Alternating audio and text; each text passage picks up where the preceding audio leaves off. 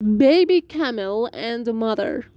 A mother and a baby camel were lying around, and suddenly the baby camel asked, "Mother, may I ask you some questions?"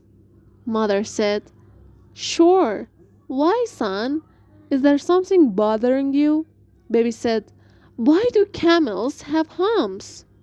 Mother said, "Well, son, we are desert animals. We need the humps to store water, and we are known to survive without water." Baby said, "Okay, then why are our legs long and our feet rounded?" Mother said, "Son, obviously they are meant for walking in a desert.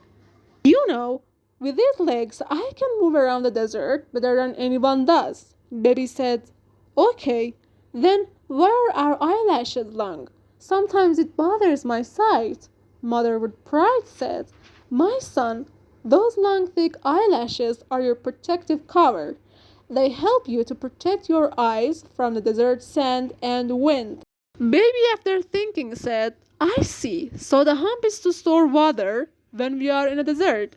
The legs are for walking through the desert, and these eyelashes protect my eyes from the desert. Then what in God's name are we doing here in the zoo?"